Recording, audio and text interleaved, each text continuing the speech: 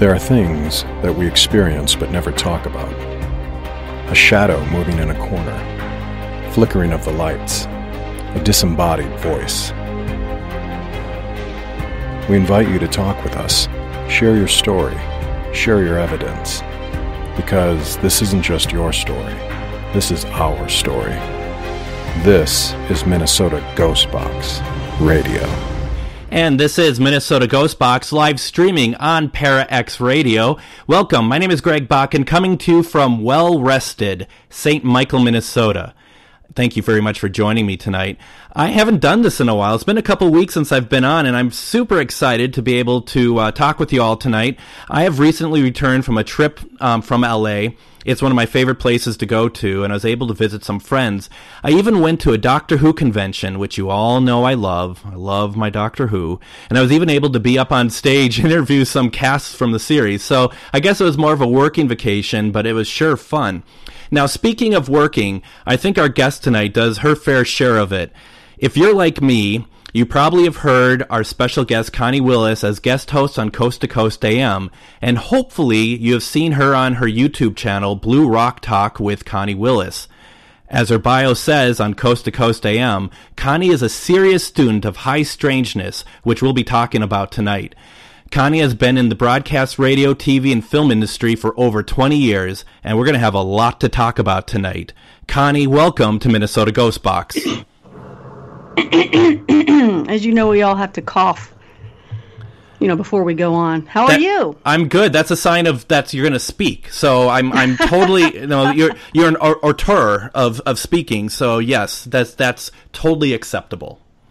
I was just now putting some more stuff on Facebook to say, hey, everybody tune in now. It's amazing, the social media, right? Oh, yeah. You're talking about working a lot. Now you work as you're multitasking as you do an interview. You're telling people, hey, we're on now. I've actually got my iPhone onto Periscope, which goes onto Twitter and maybe some other things. I don't know.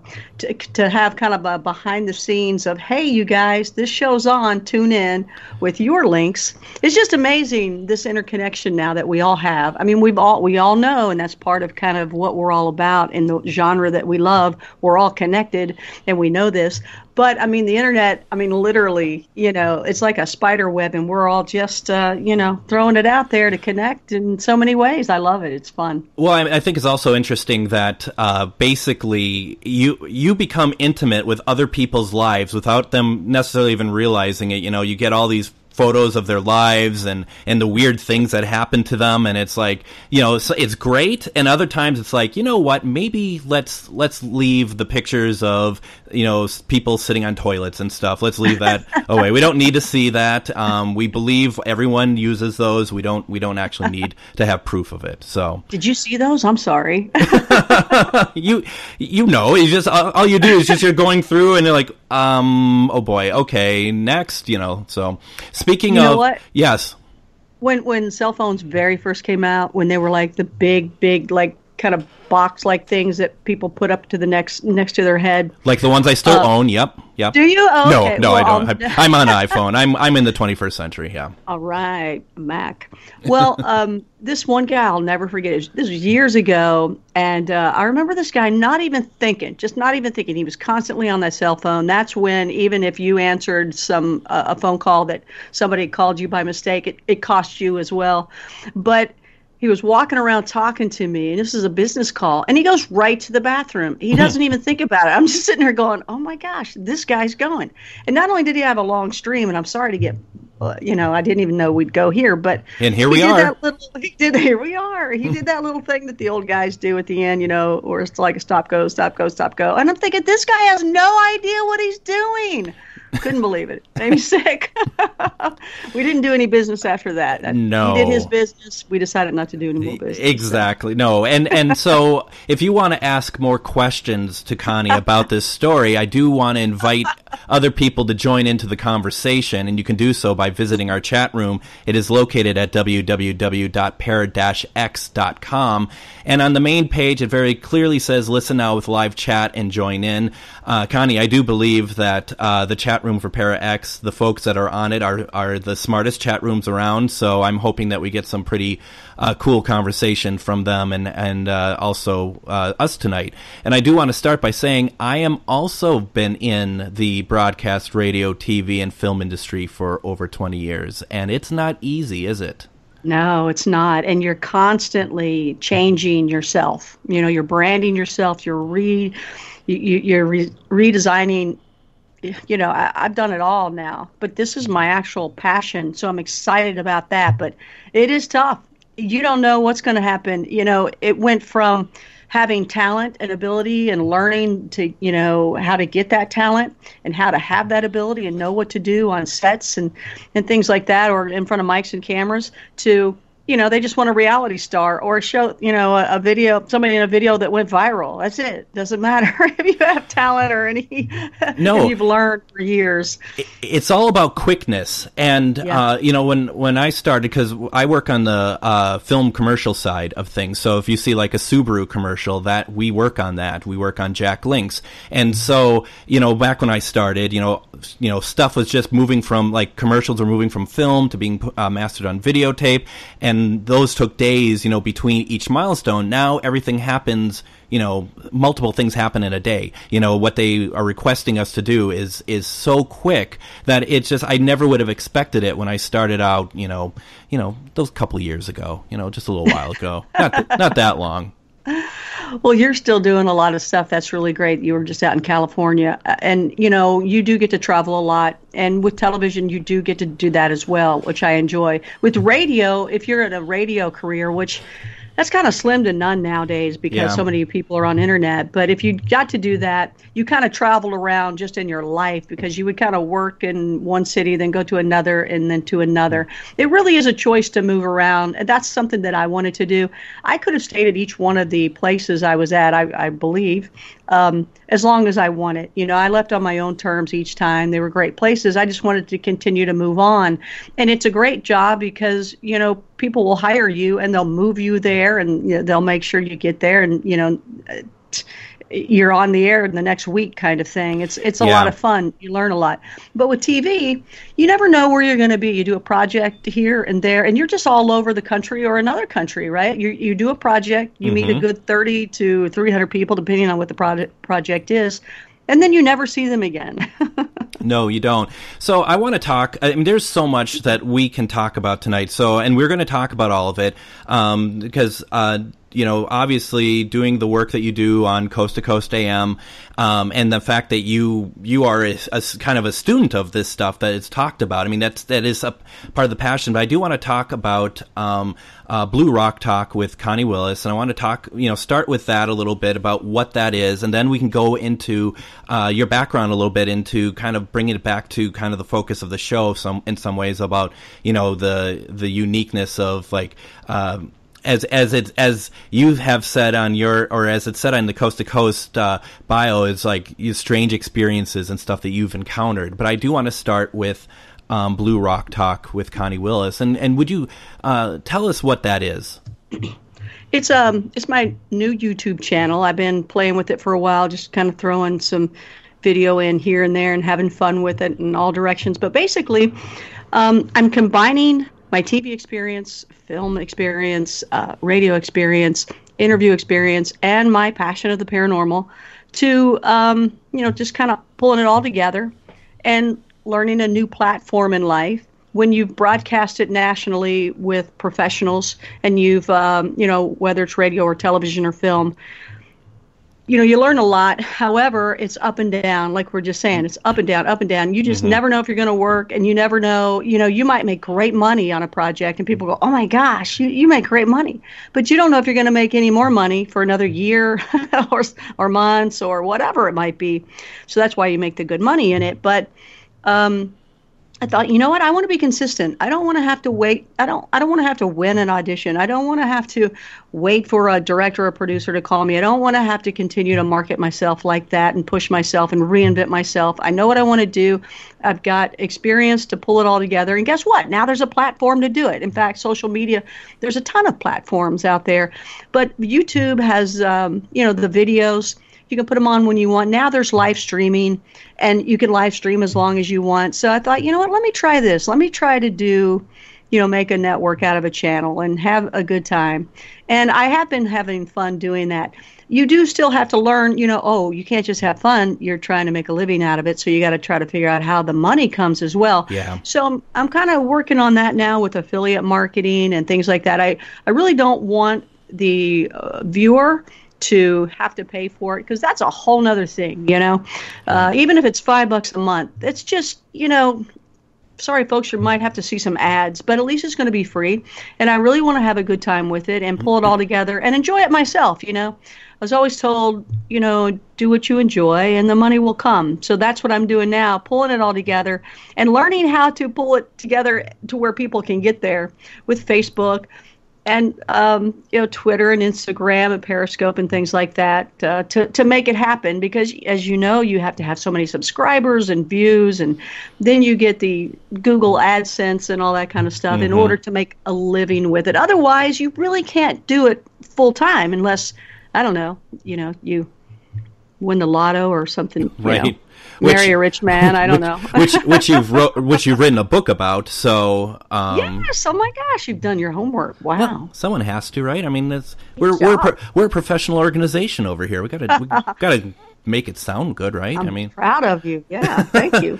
So, and here's the thing: if for everyone who wants to go check out Connie's YouTube channel, please know that these are interviews that are they're not short. They're in depth. They have a lot of content to it and a lot of layers to them.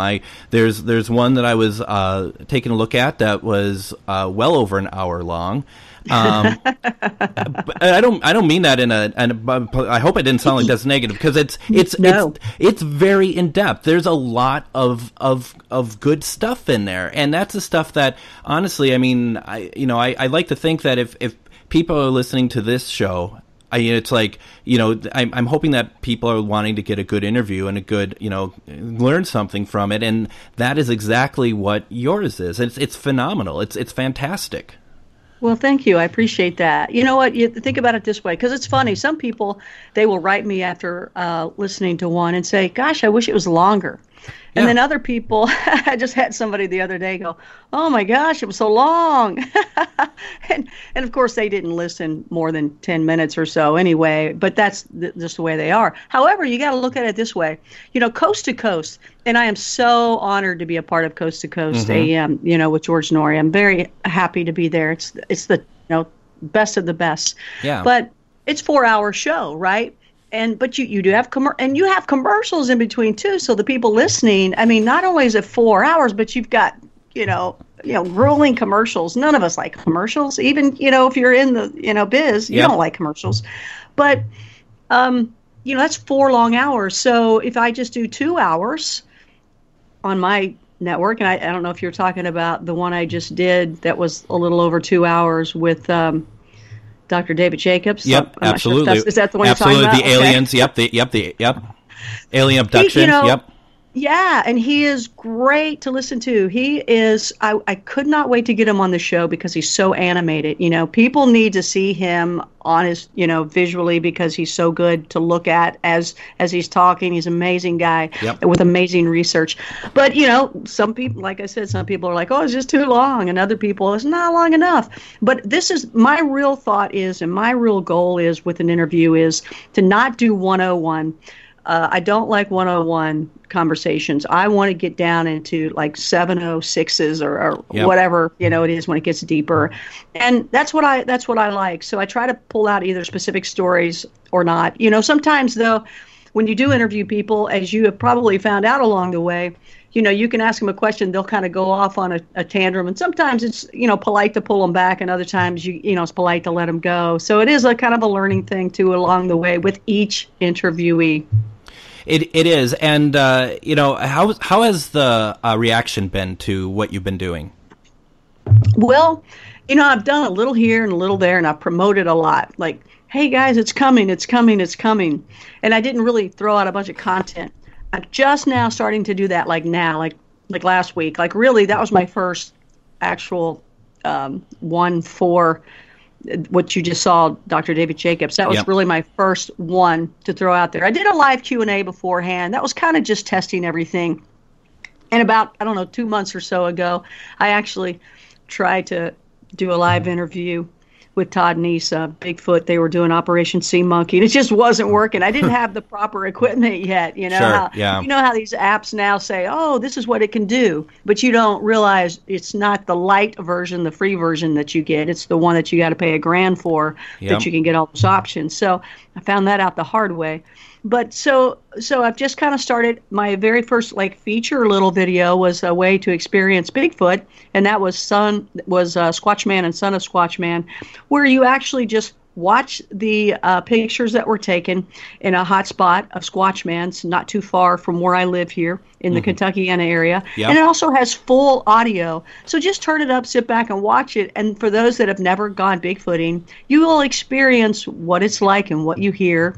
And so, those are kind of my two that I've really just now started as really official Blue Rock Talk. Even though there's some smaller ones, I like to do the little tidbits. But you know what? Long story short, I've gotten some really good reviews from the family and the friends and things like that kind of thing. Yep. And the people, friends and fans, I guess, if you want to say that, but people that just tune in at all times and want to know what I'm up to. And I really appreciate that. And you know what, though? I got to tell you, Greg, this world of haters, oh my gosh, I can get 98% love and the 2% of the haters, it just takes you down. Oh yeah. Even George Norrie said, Connie, just ignore it, just ignore it, just ignore it. And he's king, so he gets more than anybody, being in that position. But it's still hard. It's like, how do people do that? What's that? How do they, what's going on with them? I know. I've had people come out to me directly and go onto my own personal Facebook page to tell me that I'm a fake, because I do the whole spirit box thing, and my response to them has always been like, that's your opinion, and you're certainly entitled to it. I'm not going to get angry at them, but it's still just kind of like, really, you're going to expend that kind of energy, whatever. But you know what? Yeah. You know what frustrates me? It's when you're putting in a ton of work on your Blue Rock Talk with Connie Willis page. I put in a ton of work on my web series, hundreds of pieces of video, takes months to put together and stuff. Yes. We get Takes a lot of time. we get a couple hundred, couple thousand views. Meanwhile, somebody opening up on camera a Star Wars action figure gets 5 million views just for unpackaging it. It's like, I know. How does that happen? Is that unbelievable? That's what I've learned so much, trying to figure out the platform and go to something new. I mean, this is the way to go. I mean, this is totally the way to go, is the internet and YouTube and, Yep. The Facebook. There's no question about it. But as you're learning it, it's crazy what people love. I mean, are you familiar with socialblade.com? No, I'm not. Okay, you'll have to go there, and it tells you the YouTube channels that are a hit and how much they're making, and how many views and all that. It's great. So you can see, no, well, you can see where you're at, but you can see who's doing very well financially or not. Now, you do have some people like Ellen and a Bieber, Justin. What's his? What is he? Justin Bieber? Yeah, is that it? yeah. How do you say it? And sorry, not my era. But he, so you see them, they have professional videos. They have crews of, thousands of people working on their stuff. So, okay, I understand them doing well. But when you get away from those people and you do, the regular people that are just becoming a YouTuber, which is fantastic. It's amazing. The people that are on the top. And there's one, it's a little boy that he reviews toys. I guess he gets a toy. And I don't know, maybe he's 5, and he plays with the toy, and they just make a little home movie, and it looks like a little home movie. It's, it's not well shot. And I love it, and apparently so does everybody else. And it's one of the top YouTube channels out there. I mean, millions of people watch it. They only have I don't even think they have 1,000 videos up, but they're, making what they need to make monthly to have a good time in life. Well, what do you think of this as an idea? How about this? Action figure unpacking with Connie Willis. Does that sound good? I mean, I mean, as an addition to Blue Rock Talk, but then that might be what starts. That's your seed money that you make from those, and then you put that into Blue Rock Talk. Yeah, I can just do it. I can just do the video on Blue Rock Talk because it's Earth's most interesting conversations, people, places, and things. So that would be interesting. And action figures, that's interesting. Yeah, it certainly is. All right. So we'll have you animate them in a web series. Yeah, that'd be great. That would be fantastic. I like that. You can't do that though, because the more effort you put into it, I think the less money you end up making through YouTube. I don't know how it works, but I want to kind of move the conversation a little bit and kind of go back to the beginning, because I think what's interesting to me is that where you are now, what you're doing with Blue Rock Talk, what you are doing with Coast to Coast AM, all kind of stems from what you're interested in, what your passion is, and your bio on Coast to Coast AM says that you've had your own strange experiences since the age of 3, and I'm curious what that is. The one at 3. Or, I mean, because it just starts at 3, and then were you getting them thereafter? Like, it's always been with you, or? Yeah, it absolutely has. And, you think that maybe it's the house you live in kind of thing, but then, throughout life you realize that it just happens. So I don't know if you're born with it and you always have it, or maybe you're open to it some way, somehow somebody's opened you to it, or you just are and you never shut it, or I don't know those. We all have theories, right? Everybody says we're born with it and then we get it shut down by our parents or somebody. Mm-hmm. Well, I had a dad that did not want to hear any of this stuff, and my mom, though, she was into it. So it wasn't like anybody stopped me or provoked it in any way. It just was, and I was kind of, even though we had kind of a big family, I seemed to kind of be by myself. They were all older, so they didn't want their little sister around.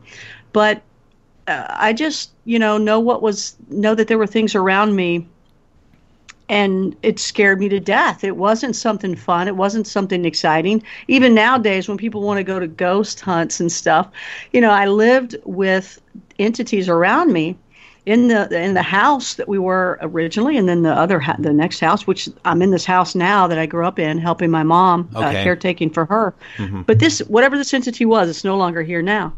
But it was scary to me.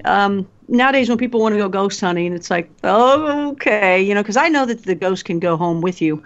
Bigfooting, the other things, I'm not as afraid, even though it gets very creepy and scary to me when you get there at midnight and it's dark.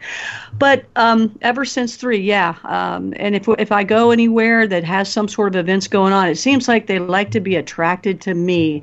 It's almost as though whatever these things are that we're looking for, searching for, that intelligence that they have, they know that maybe I can feel them or notice them, or have something open, a line of communication that maybe some others don't. I don't know. So how does that manifest for you? I mean, are you seeing like entities, or you're feeling them, or what form does that take? Well, it's different all the time. Okay. Every such situation is different. There's been there was a situation out in, I think it was in New Mexico. A group of us, we were learning how to remote view under Lynn Buchanan of Project Stargate. Okay. And in between classes, or one of the nights, I can't remember what it was a while back, but a group of us went to an area, and New Mexico is freaking full of crazy things, by the way. If people don't know it. Oh my gosh, that state's got it all. Yep. But we went to an area where supposedly you would see a lot of lights just in the field. So we were going to be on this hill and look down at these lights and little sparkle type things. And we were looking, and there's probably 5 or 6 of us in the middle of nowhere. And I felt something grab my shoulder.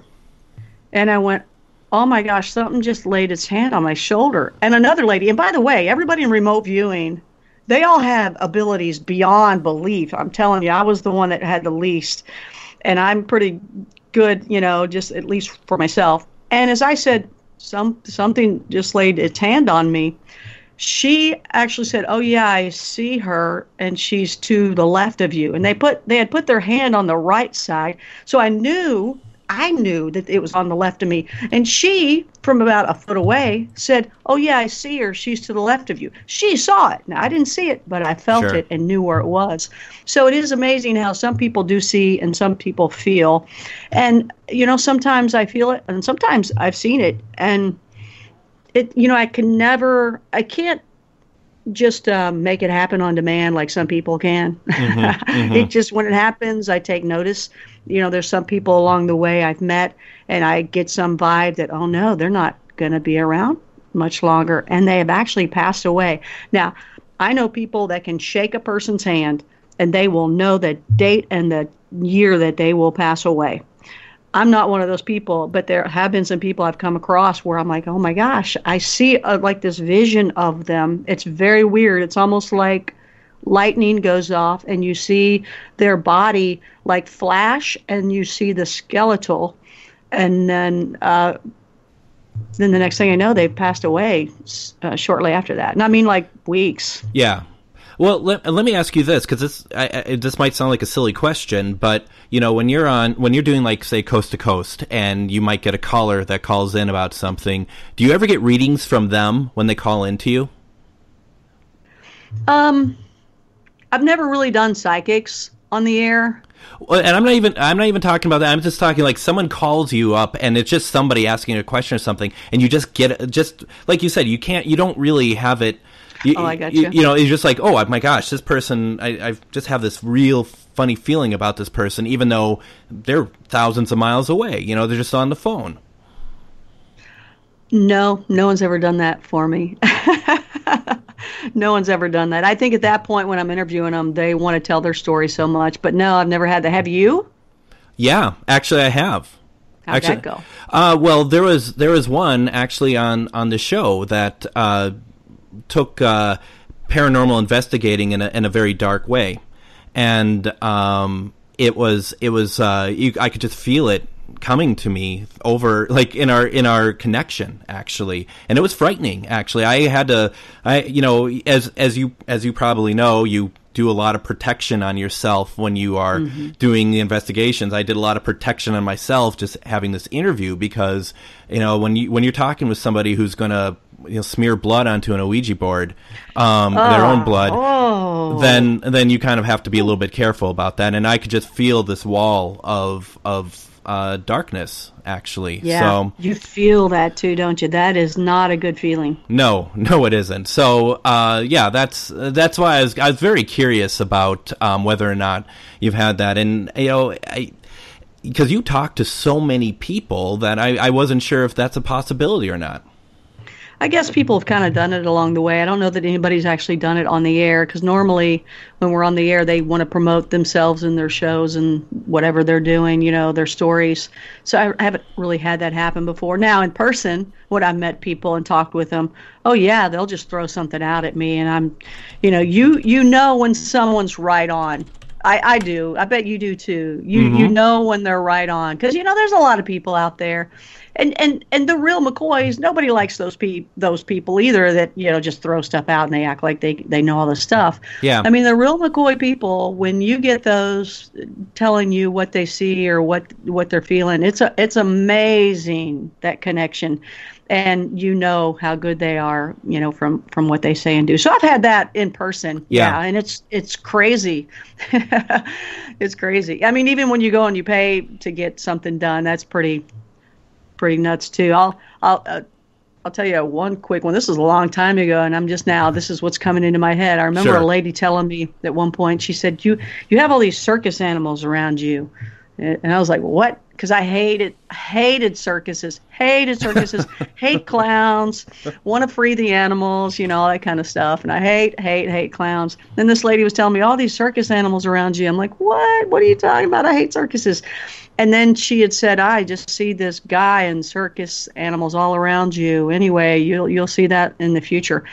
And I was wanting to know about it with love, and I was like in my 20s, I guess. And Anyway, it wasn't far from that day. I was dating a guy that owned a circus. I couldn't believe it. I was like, oh my gosh, I remember her telling me there was these circus animals. Who would have ever thunk that, right? Who would have brought that up? Isn't it crazy how that works? Yes. But you know what? The difference of disciplined. A lot of people think they're the same. They're very, very disciplined with remote viewing. You know, you use paper and pencil and things like that, where a psychic really doesn't do that. But it's interpretation. That's where you got to watch out, because psychics also see, you know, like remote viewers get this view.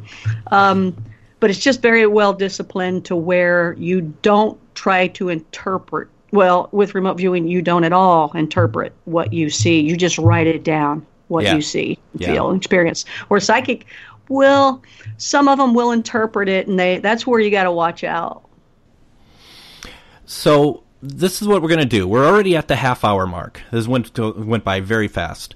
We're going to take a break. And then after the break, we're going to continue talking with Connie more about Blue Rock Talk, Coast to Coast, and then I have a lot more questions about all the experiences that the things you've experienced. That's very cool stuff to me. So we got that. We're also going to have some chat room questions. So all that's coming up. You are listening to Minnesota Ghost Box on Para X Radio.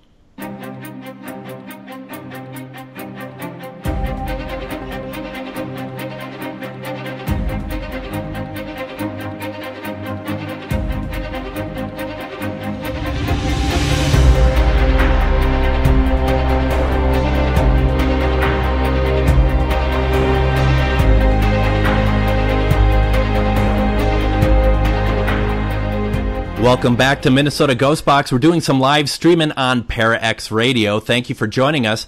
Tonight, our special guest is Connie Willis, who guest hosts Coast to Coast AM and has her own YouTube channel, Blue Rock Talk with Connie Willis. And as I say, is a student of high strangeness. At least that's what her bio says on the Coast to Coast page. Welcome back, Connie. Thank you very much. It's fun to be on here and talk, and I wish we had a couple more hours. I can tell this is going to fly by. Yeah, they go by pretty quickly.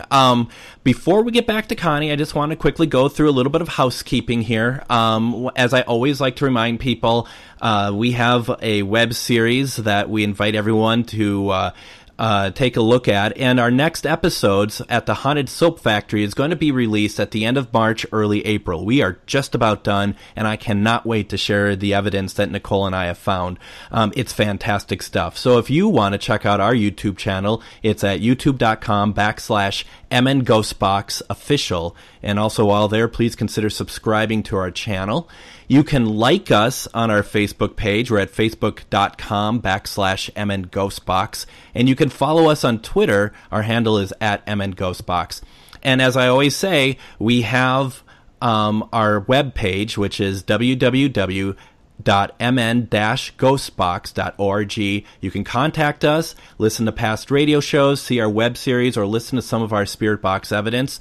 And we have some really cool articles up there right now. I also want to remind everyone that these shows are on iTunes. Once we archive them, they go onto iTunes. Please consider subscribing to our iTunes channel, and you'll get the announcements of when the new episodes come out. Now, here's a number of ways to see what Connie is up to. You can go to subscribe to her Blue Rock Talk with Connie Willis YouTube page. You know, you can just go in and type in Blue Rock Talk with Connie Willis, and it shows right up. Otherwise, it's youtube.com/C/Blue Rock Talk with Connie Willis. She's on Facebook. You just type in Blue Rock Talk. You'll find it there. Also, you can go to ConnieWillis.com. There's stuff there that is very interesting to see what's going on there. And you can go to Twitter. She's at Blue Rock Talk. That's her handle, at Blue Rock Talk. I've subscribed to her. She has yet to subscribe back to me, and luckily I don't pay attention to such things. I must do that. And so yeah, there's a lot of ways, and like I said, seriously check out that page, check out the YouTube channel. It's fantastic stuff, especially what we've been talking about. If you are into the whole subject of alien abductions and UFOs and stuff like that, that interview that we're talking about with Dr. David Jacobs is fantastic. So please check that out. Real fast, before we get back to Connie, a new episode of Minnesota Ghost Box returns on March 15th. I will be talking to Nicole Farrow from PKC, which stands for Paranormal Kicks Cancer. They raise funds for pediatric cancer research and its families through their paranormal community. This should be very interesting, and I'm very curious to know exactly how they operate and how they help people. It's going to be a fantastic episode. All the links that I've just talked about is going to be on my Facebook page, on the Minnesota Ghost Box Facebook page, either tonight or tomorrow. And we'll have this archived episode up by the weekend. So it's going to be great. Now, finally, welcome back, Connie. I'm sorry. What? No, I'm just kidding. I'm just pushing your goods. That's all I'm doing over here. That was great. I appreciate and you know what? You nailed every one of them. I really appreciate that. Thank you so much for all the promo. I was looking for your YouTube channel, and you can't find it. Oh, what's it under? It's under Minnesota Ghost Box, but maybe that's why no one's watching this stuff. Can't find it. I went under Greg. No, it's not under. Yeah, it's just it's under Minnesota Ghost Box. I don't want my name attached to any of this, so no, I'm just kidding. All right, so let's pick up, because we're starting to talk about some of the stuff that is kind of what created you, if you will, kind of got you into all this stuff. And right away when we're talking about like your experiences when you were 3. Right away too, you mentioned like the Sasquatch stuff, and you're in Kentucky. Do you go out to do a lot of Sasquatch hunts? I mean, I don't know if that's even what it's called. Do you do that on a regular basis? Because you're never going to find one. I mean, I'm not saying they don't exist, but it's very tough, isn't it? I mean, it's a very, very difficult thing. Well, it is, but again, I think, like I was saying, like things come to me. I don't know what it is, good or bad. It doesn't, it doesn't differentiate. But there's something inside people like me, and if you can detect things too, they probably do the same with you. I'm not the only one, but when you go to these things will come to you. And I've been lucky in that matter. I mean, growing up in a haunted house is basically what I did. You don't have a choice. They're there, they're there, and as a kid, you run to the other side of the house, or you run up the steps from it being in the basement. You're all about running away from it. And then, later on in life, when you know that there's something else out there, you learn about all the different things, and then you want to go and investigate and find out what it is when you realize that everybody's going through the same thing as you are. But when it comes to Bigfooting, it's kind of crazy, because I left Kentucky, and I was in Florida for a long time. Never ever thought of Bigfoot in my life, ever. Went from ghosts to maybe from ghosts to UFOs to abductions and hybrids, and learning about all that kind of stuff. Because when you start taking a road of learning, you kind of keep going down that pathway. But I would try to pull in all the pathways, and that's my whole thing, is I want to learn as much as I can about all of them to see how they interconnect. But it's not like I thought that a long time ago. It just happened that I kept going down these different roads of learning. And at one point, I was pulling in paranormal films for an internet. I can't even think of what it's called right now. He'd kill me. One of the writers and directors of Poltergeist is now doing some stuff on the internet, and he was pulling in Mark Victor is his name. He was pulling in content for anything paranormal. So I was that person helping him do it, because I knew a lot of the documentarian guys. And so as I was pulling those in, at one point, hooked up with some people doing Bigfoot stuff. And next thing I know, I'm going out in a place in Alabama. And yeah, I experienced something the very first night, and the weekend that I was there, then the next weekend that I went, experienced more things. They just come to me where people, I'm lucky that way too, because people will reach out to me and say, hey, I've got a hot spot, come over. It's not like I have to go through the woods myself and figure out where they are, like a lot of other people have to do. I'm lucky enough that because of being in the positions that I've been able to be in, people will reach out to me and say, I've got this great spot, please come visit. So I'm lucky there. And when I've gone, I've had experiences or seen evidence. And if you do go to a hot spot with Bigfooting, if you already know, somebody's already been going there and for a long time, and they know that there's a family there, or, whatever it is they know, there's forest friends, there's all sorts of things. But when you go to a place like that, you will find evidence. You will. What has been the most compelling piece of evidence that you have picked up from doing any sort of Bigfooting? Well, in no particular order here, but when you see the footprints that are just gigantic, I remember one of the first things I said, and some people will not like that I say this, but that's what popped in my head at the time was I went, oh my gosh, there's a monster in these woods, because the footprint was so big. Now, some people will argue that because they'll say, well, they're not monsters, they're nice creatures. Yeah. Or they wouldn't even say creatures, they'd say beings.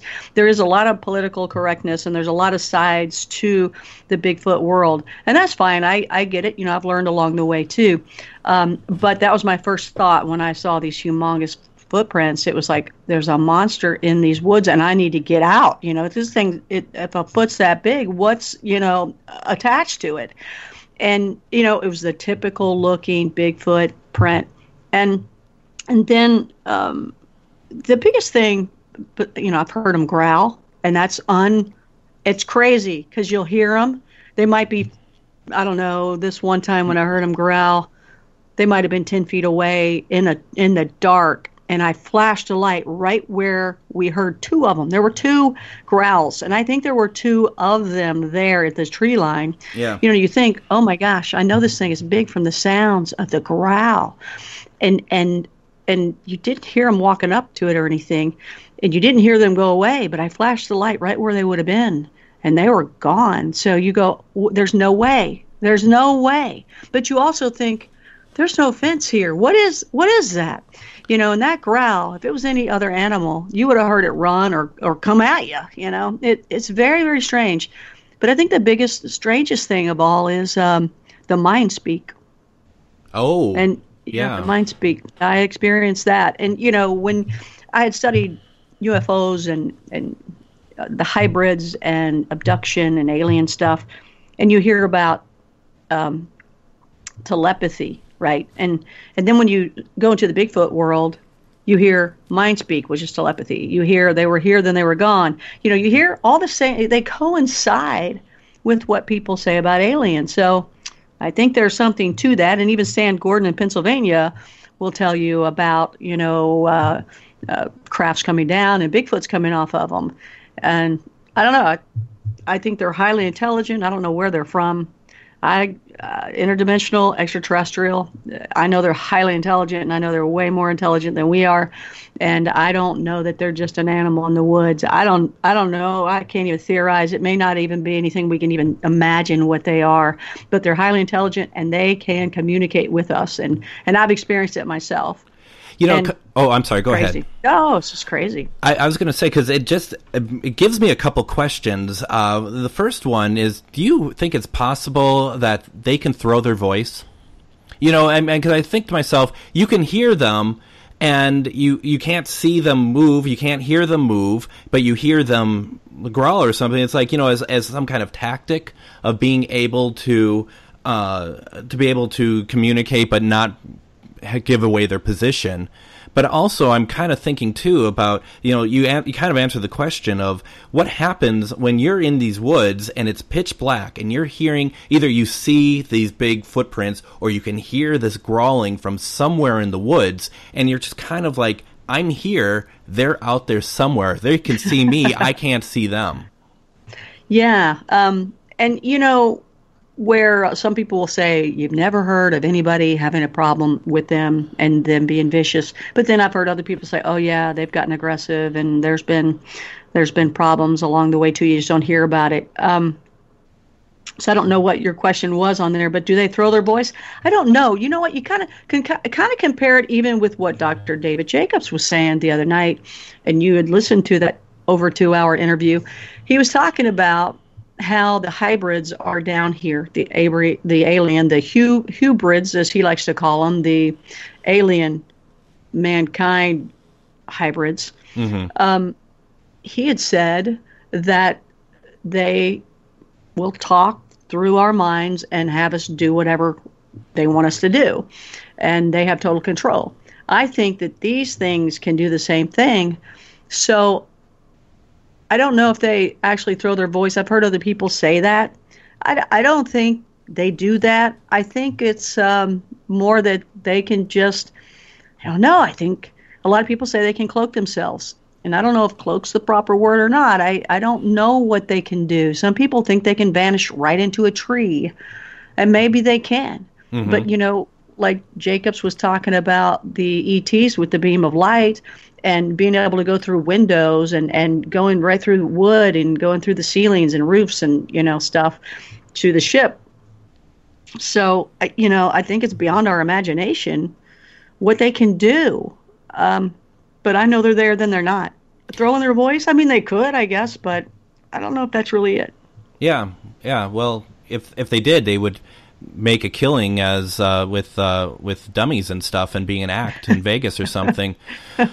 So we go to the chat room, and Steve B has a question for you. He asks, what do you know about the tall whites? I kind of know what I know through Jacobs for the most part, and then talking to some other people. I really enjoy Jacobs' conversations because I really know that he's, you know, has a lot of research into this. And then some people, I think sometimes they want to believe certain things, and, you know, good for them. And maybe they're right on it. I don't know. But, you know, what does he think of them? So maybe I can reflect off of where he's at on the tall grays. You mean, does he say? No, he doesn't. But Steve, if you could let us know, that'd be great. Steve also had one other question I wanted to throw in while we wait for that, and he just asked, Connie, have you ever spoken with someone who communicates with angels that you feel are not a nut? Well, I don't usually think that people are nuts. Maybe there are a few that have fooled me, but I don't know. I know some people that have said that that's what they talk to. You know, some people say they hear a voice and they say, well, that's my Aunt Betsy talking to me. Or that's my Uncle, you know, George that's talking to me that passed away. Or that's my grandmother. That's my granddad.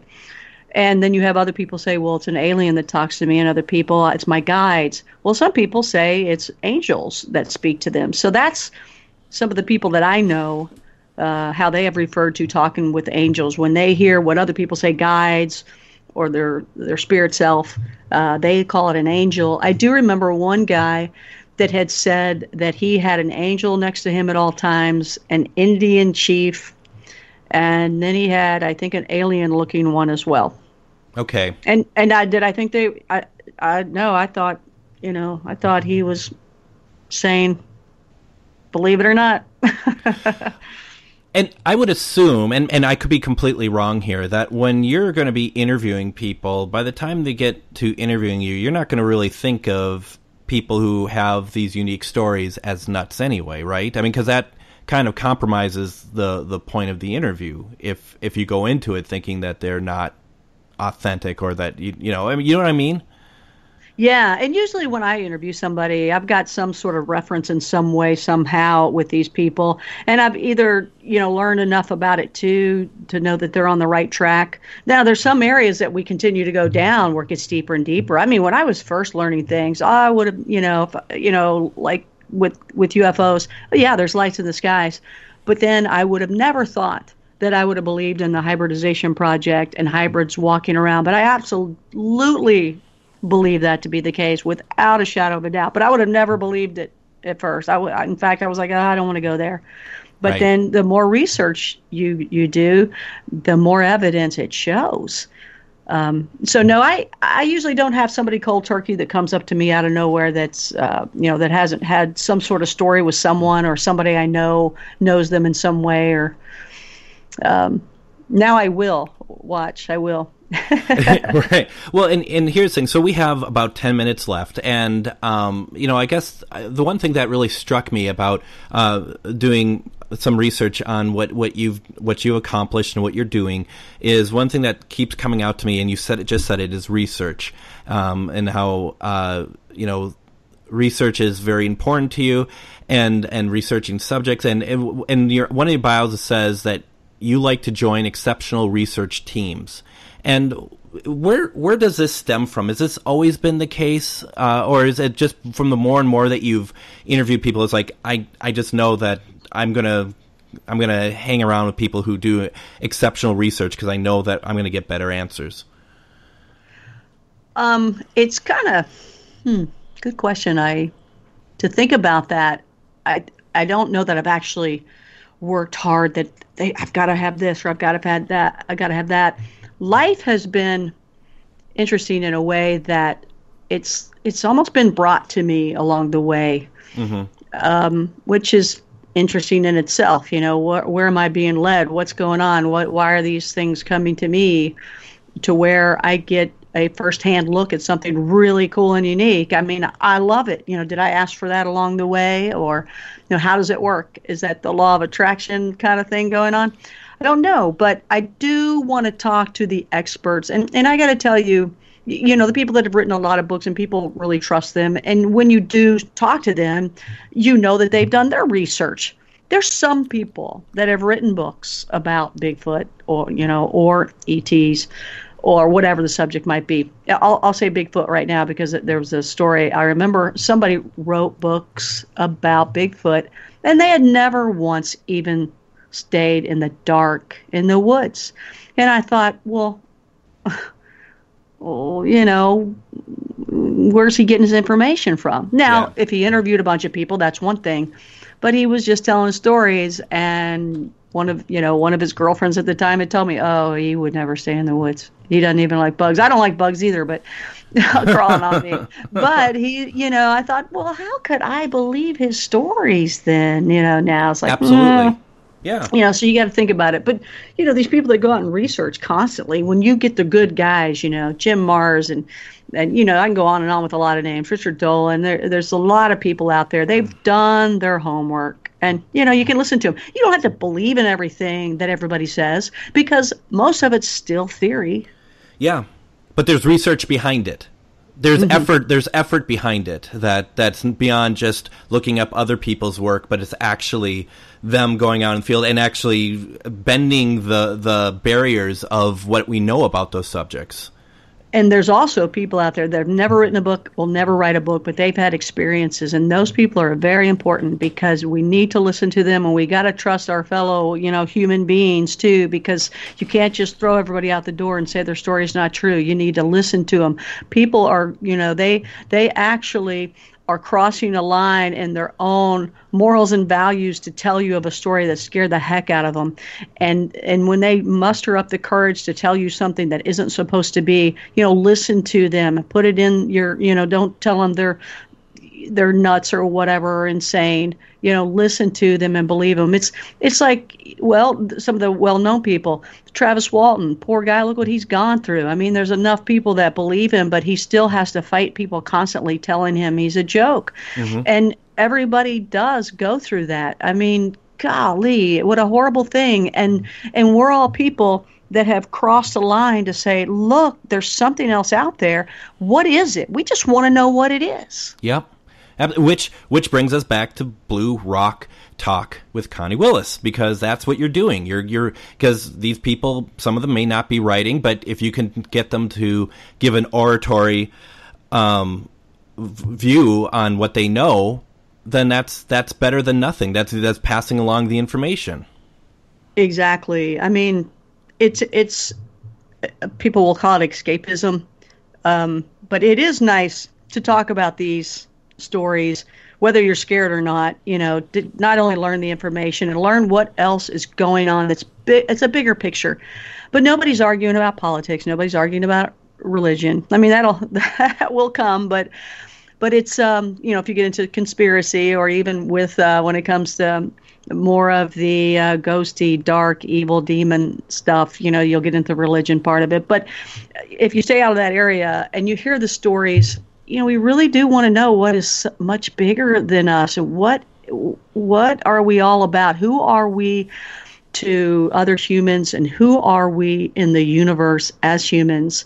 And that's what my goal is. What are we doing here? It cannot be that we're here to work 9 to 5, eat, pet our dog, have a beer, go to bed, do it all over again the next day. That's not what it's about.